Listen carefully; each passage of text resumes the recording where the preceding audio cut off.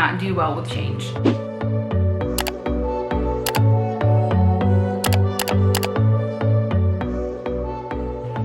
What is up, you guys? So in today's video, we are going to be talking about the 5 things that I think you need to do before you start nursing school to help you feel a little bit more prepared. So let's jump into it. So first thing that I want you to do, go get a piece of paper and take 10 to 15 minutes of quiet to yourself and just brain dump onto that piece of paper. All those little things that have been bouncing around in your head that you know you need to get done, that you're like, oh, I'll think about that later. I need you to go write all of that stuff down, all of it. Even if it seems insignificant, write it down. So let's start with that. You need to start with your brain dump. That is the most important thing that we need to do to prioritize everything else that we're gonna get done before we start school. And I'd honestly recommend keeping that list. So I have like a running brain dump list either in my phone or in my notebook that I'm just continuously adding to. So as things pop into my head, I can just throw them on there. And then when I have a free weekend or if I get off work early or what have you, then I know, hey, I can go knock a couple of those things out. And it just helps you feel more productive, helps you feel more accomplished at the end of your day. Okay, so now that our brain dump is all done, the first thing that I recommend that you do is declutter. So I declutter the high traffic areas in my house, but I also would recommend decluttering your car, your computer, anything that you're gonna be using all the time while you're in school. I would declutter it. So your computer, get all those files out of there that you don't use, organize everything and, you know, make it more concise, put everything into folders. I personally just took all of my pictures off my computer and I put them onto an external hard drive. If you can only get a few things done or if you have limited time, I would recommend just doing the high traffic areas in your house. I am by no means a minimalist. I don't claim to be one, but I can say ever since we've tried to do better about staying on top of how much clutter is in our house, it really removes so much stress from your life. Nothing gets more weight off my shoulders than taking a huge trunk or car full of stuff out of our house. It's the best feeling. So I would definitely declutter before you start school. Second thing you need to do before you start nursing school is to automate as much as you can and schedule all of your appointments ahead of time. So if you can put your bills on auto pay, I would definitely do that. And especially if you have kids, I would call and make their dentist appointments if they're gonna need that through your first semester. Call and make their checkup appointments if they need to go, you know, to their annual well visit. I would definitely call and get all of your appointments scheduled for yourself and for your family before you start school, so that is out of your head and you don't have to think about it. But definitely make sure you write them down somewhere, write them in your planner so you don't forget. So just in case you didn't know, your crock pot is about to become your best friend. So the third thing that you need to do is find a couple of staples that you can make in your crock pot or easy meals to make for breakfast, lunch, dinner, snacks. I would definitely try to do crock pot meals for dinner. It's just so easy, you cannot beat it. Try to find as many easy staple things that you can make that are gonna be automated. You don't have to think about it. Your grocery list is gonna be way easier. Every week you don't want to be sitting down and coming up with all these elaborate meals and this crazy grocery list every week. Again, we want to automate as much as possible. Okay, I'm here to put you on to the easiest crock pot meal ever. It's so good and it's literally the easiest thing ever. So let me show you. All you need is chicken and this salsa, birdie salsa. If you want to get fancy, you can cut up a jalapeno or 2. I just like dice it up and throw it in there if, you know, I'm feeling fancy, but today I'm not. And I don't have a jalapeno. So you literally just put the chicken in the crock pot, pour the salsa on top until you have it even, until it's completely covered, and you're done. That's it. It's so good. And then all you have to do for dinner is throw some black beans on the stove. And then if you want to, again, get fancy, you can do some white rice with cilantro and lime. That's what we do. But you don't have to do that. You could literally just eat the chicken in a tortilla with cheese and you're good to go. Pro tip over, but that's our favorite crock pot meal for dinner. Back to the video. I don't know about you guys, but I do not do well with change at all. It makes my anxiety 10 times worse than what it normally is. So to combat all of the anxiety that comes with so much changing at one time, the fourth thing that you need to do is make yourself like a mock schedule for what you think your week is going to look like before you start school.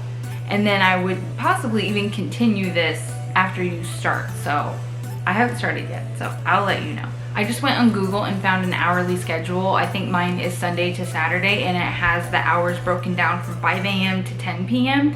And I just kind of just wrote down like when I need to wake up, what time I need to drop the kids off, and so on and so forth. And I just filled it out to the best of my ability with the knowledge I have of what, you know, where I need to be at what times, when I have to work, if the kids have stuff going on, just so you kind of have a rough framework of what your week is going to look like. And it kind of, for me at least, has given me some kind of comfort of like, I don't know what this is going to be like, who's going to be there, how it's going to be, but I know that this is where I need to be at what time. And that is half the battle, is just getting there on time. Okay, I saved the most important tip for last, and this is the tough one. You need to have those tough conversations with your family. First and foremost, if you have a partner, I would sit down with them and have a discussion about just delegating tasks. So my husband and I had a discussion of who's gonna take over what tasks when I start school, because I'm just not gonna be able to do it all anymore, and he's more than happy to do it. But you have to have those conversations and communicate what you need from your partner so that they can help you. It will really help a lot just to have that conversation and know exactly who is going to take over what. So for example, my husband is going to take over paying the bills and doing the groceries. I'm going to be responsible for making sure that all of the kids' bags are packed and they're ready to go the night before, and then I will take care of the laundry. And once I get into school, if that ends up not working for us, then we'll have another conversation and I'll say, hey, the laundry's a lot. Maybe you take over the laundry and I'll take over the grocery list. It has to be a give and take, but you have to have that open line of communication, and you have to start somewhere. And again, with divvying up those tasks, if your kids are old enough, let them know that they're gonna have to start pitching in.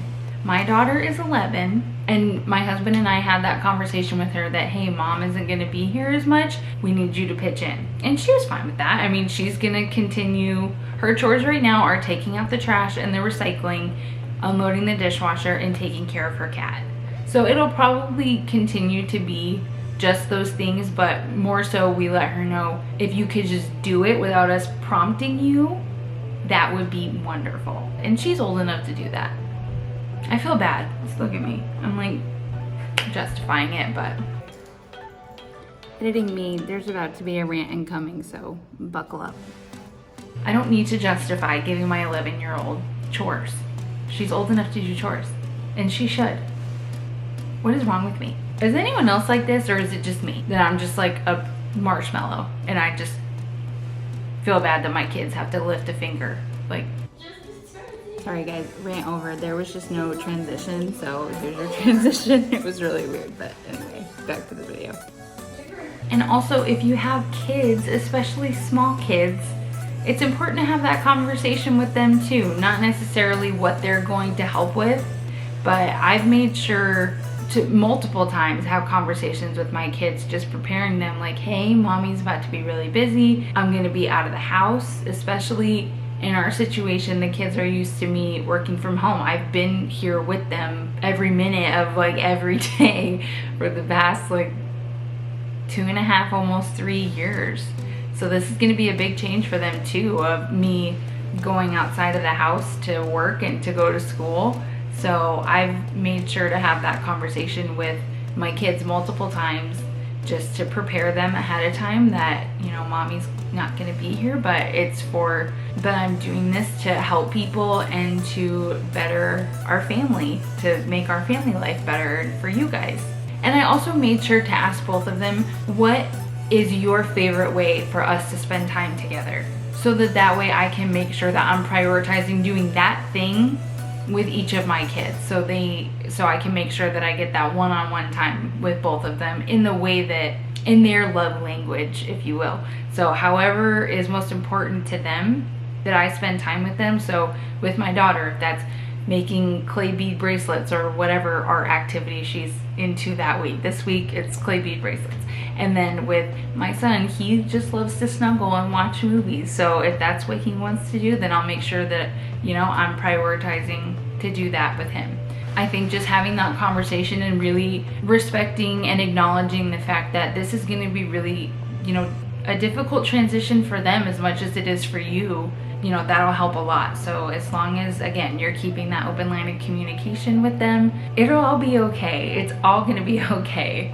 I would try to squeeze as much family time as you can out of the time before you start school, whether it be nursing school or not. I would just try to spend as much time together as a family, solo with your kids, go on solo dates, whatever you have to do. I would just try to spend as much time with your kids and your family as you can before you start school, especially if it's nursing school, because oh Lord. But okay, you guys, that is going to wrap it up for today's video. Thank you so much for watching. If you enjoyed it, please hit the like button, subscribe down below, and then if you have any tips for what to do before you start school, or anything that you did before you started school that helped, go ahead and leave that in the comment section down below, and I will see you guys next time.